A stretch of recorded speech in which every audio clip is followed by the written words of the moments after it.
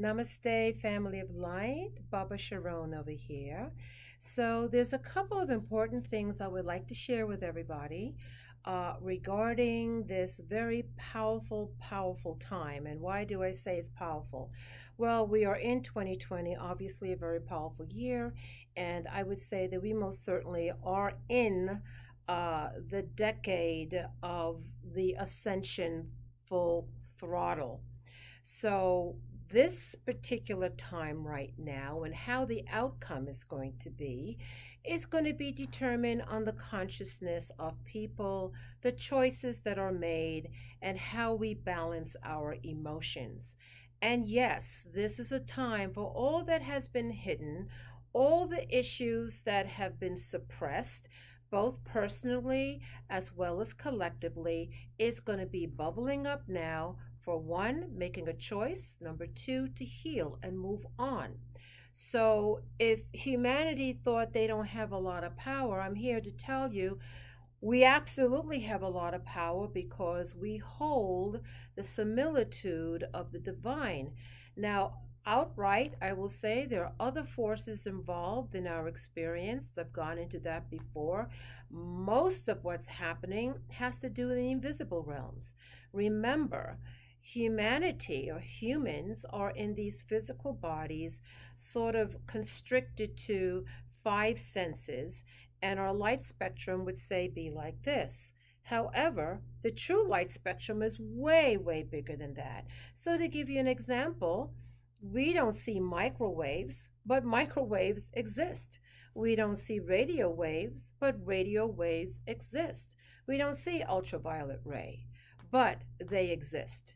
And the same way how a dog can respond to a frequency that we can't, it's the same concept that there are these other levels, okay, that impact our reality, our world, that we do not necessarily detect with our physical senses.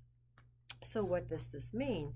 This means that we have the potential within us to exactly be able to do and detect and become aware of these higher parts that we're connected to, but at the moment we cannot perceive it. And that's where you've had the great avatars of light, much of what you see behind me here, that have told us that this world is an illusion, meaning this is it. And it's not it. It's so much more than that. And that's what the soul, okay, that divine part of ourselves, that small voice is trying to get to us to listen to that. Listen to that in spite of the distractions and the noise that the physical material world would want to keep you in that matrix, which of course can be very depressing and challenging and all of those things. And sometimes it takes that kind of challenge where we can break through the illusion for ourselves and come into a higher understanding.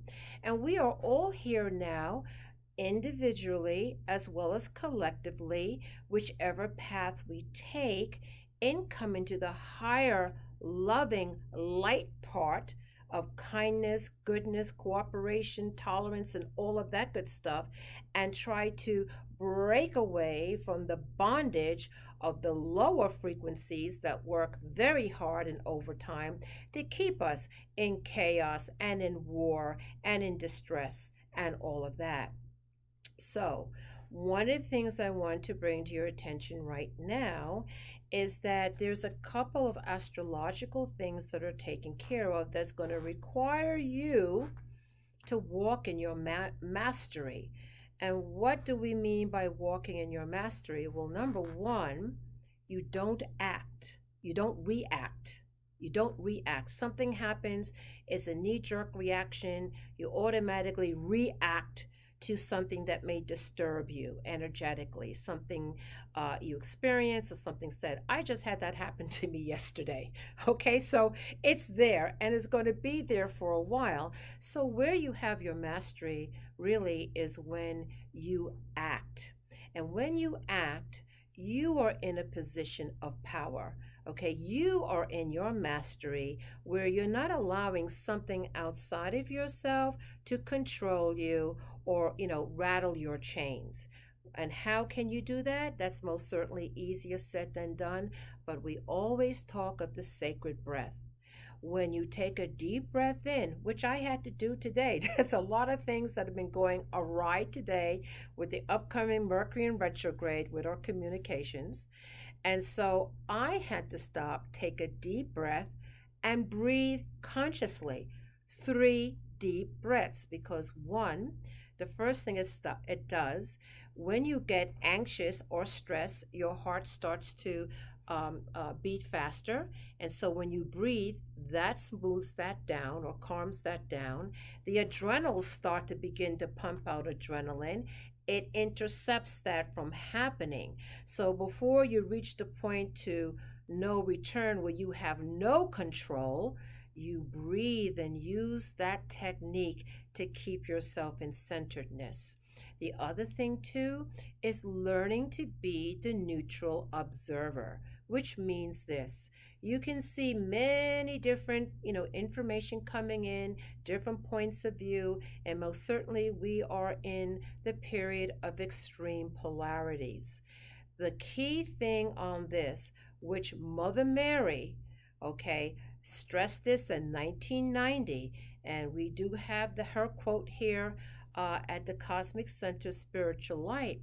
She said, "Take the middle path, non-judgment, unconditional love," meaning we want to bring in the integration of these extreme polarities, taking the best from both sides.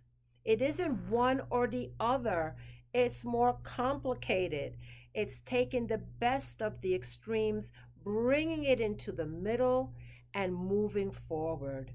Okay, so that is the only way that can happen, is when you practice to become from the observer part, not taking anything personally, accessing all the information, keeping yourself centered, and then your own higher wisdom, your own higher guidance can come in.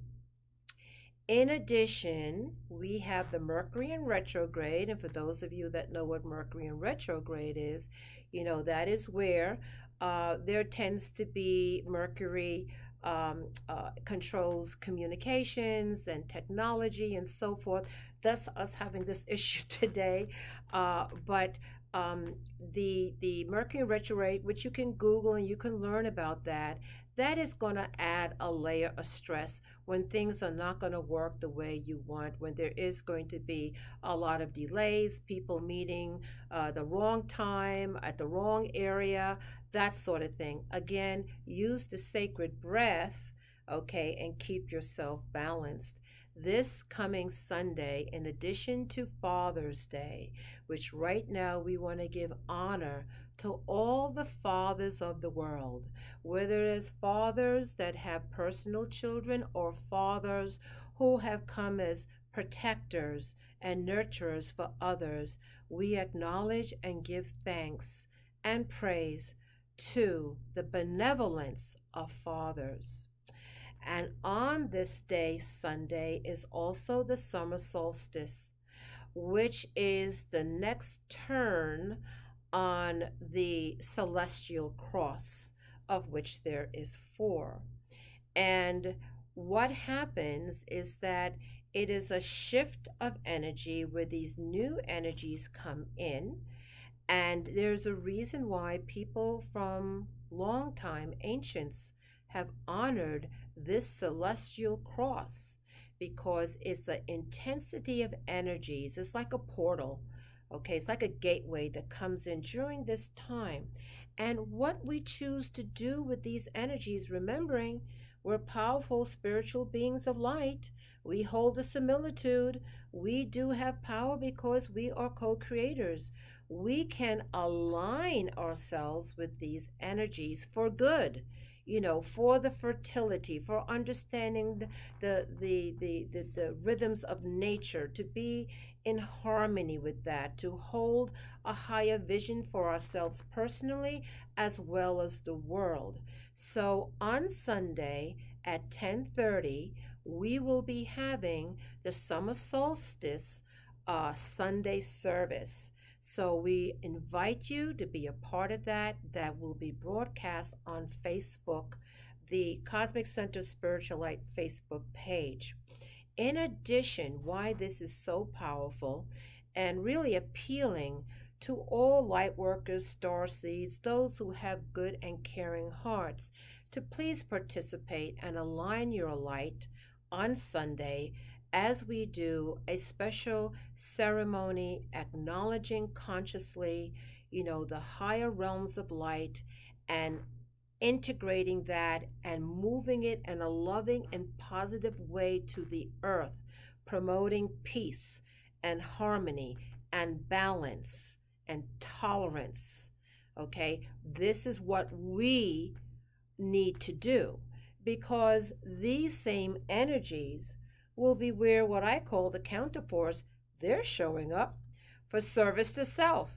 They like the way things are, and I'm talking about much higher levels that are controlling influence upon our earth. And so those who are awakened or are awakening need to be consciously involved to say, we are holding the higher vision of this sacred earth, and we are holding the intention of her smoother ascension, not so bumpy. Our choice is how the experience is going to be. Let's go for the less bumpy route, okay? And so, yes, you are so important, and your decisions ripple throughout the cosmos. The solar eclipse is going to be in the sign of Cancer, which has to do, it's a water sign, and it has to do with the emotions. So already we're ticked up with emotional issues that are going on because of things that are now bubbling up to the top for it to be addressed and healed and released. Okay, Cancer is going to amplify that. So if you think things are intense now, in the next couple of days to weeks, it will become more intensified. So what are you going to do? Are you going to fall into the trap and be manipulated emotionally? Or are you going to take a deep breath, stay centered, be the neutral observer, and act with wisdom? Then the other thing I wanted to mention, why this is such a powerful time, is this month in June has 3 eclipses, which is very, very rare. And eclipses in general brings in an intensification of things. In other words, it's in your face. It's intense. You can't block it. You can't run away with it. You have to face it.